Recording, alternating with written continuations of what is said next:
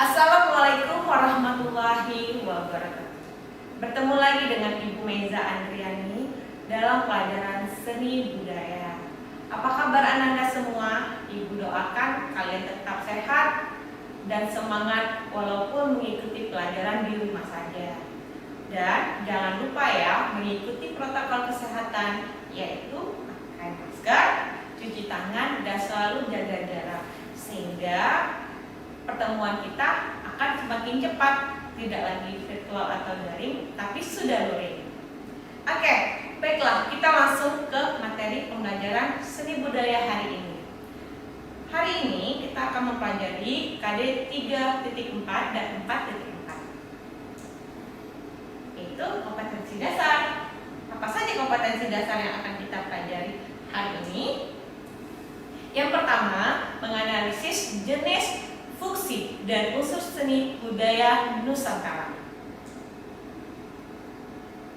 Yang berikutnya, yang kedua, memilah jenis, fungsi, dan unsur seni budaya Nusantara.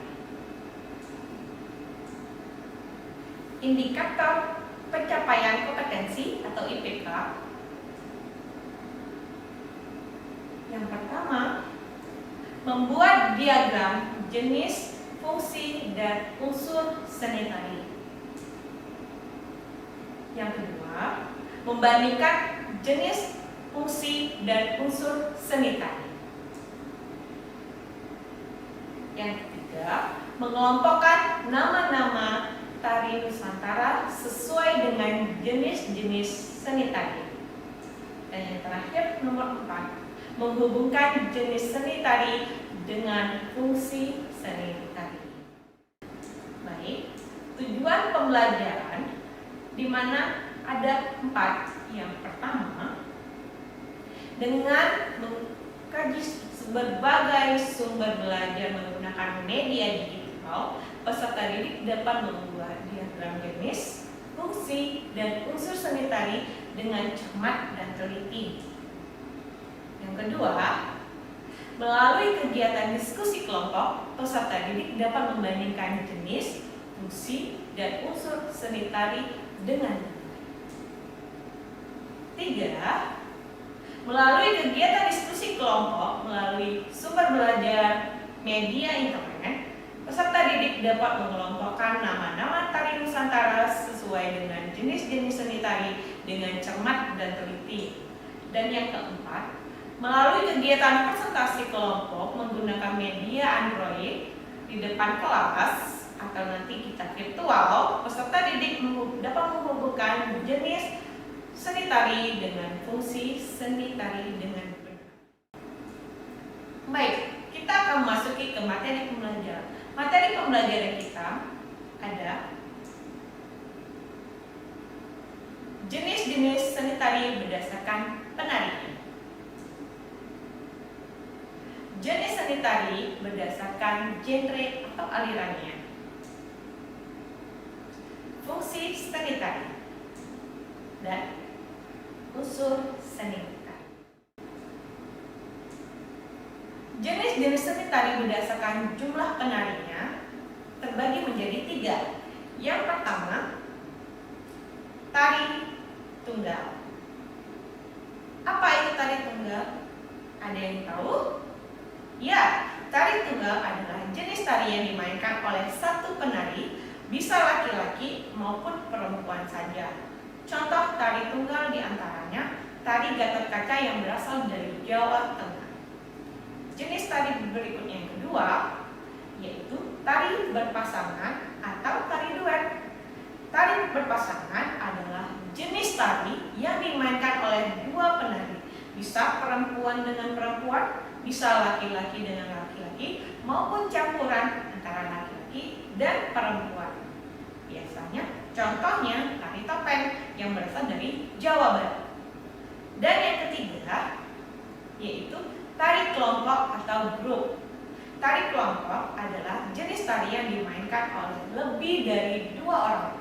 Bisa semuanya laki-laki, semuanya perempuan, maupun campuran antara laki-laki dan perempuan.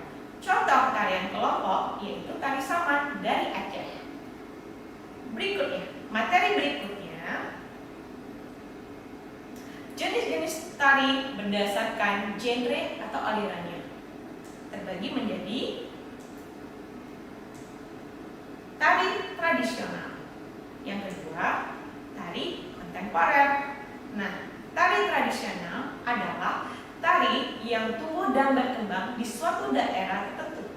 Tari ini diwariskan secara turun-menurun dari satu generasi ke generasi berikutnya dan menjadi suatu budaya di masyarakat setempat.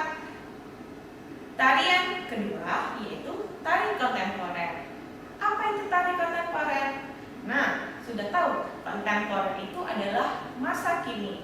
Jadi, tarian kontemporer adalah tarian jenis tari yang masa kini yang tidak menggunakan pakem-pakem dalam pakem-pakem tertentu sehingga dikategorikan bebas. Nah, dari tari tradisional memiliki tiga kategori dari tari tradisional. Yang pertama yaitu tari klasik. Nah, apa itu tari klasik? Tari klasik adalah jenis tari yang lahir di lingkungan keraton, kemudian tarian ini berkembang dan diwariskan secara turun-menurun di kalangan bangsawan. Tari klasik umumnya memiliki standarisasi dan tidak bisa sembarang orang yang melakukan tarian tersebut. Baik, setelah tari klasik ada namanya tari kerakyatan. Apa itu tari kerakyatan? Jenis tari yang lahir di kalangan masyarakat lokal kemudian berkembang dan diwariskan secara turun-menurun hingga saat ini, di mana nuansanya sosialnya lebih. Oke, yang berikutnya tari kreasi baru. Tari kreasi adalah tari yang dikreasikan, dikembangkan dan diaransemen sesuai dengan perkembangan zaman. Meskipun begitu, tari kreasi mempertahankan nilai-nilai yang terkandung pada tarian klasik, tarian tradisional. Baik, itu dia jenis-jenis seni tari berdasarkan genrenya. Kita akan masuk ke dalam fungsi seni tari. Fungsi seni tari pertama yaitu tari untuk pertunjukan.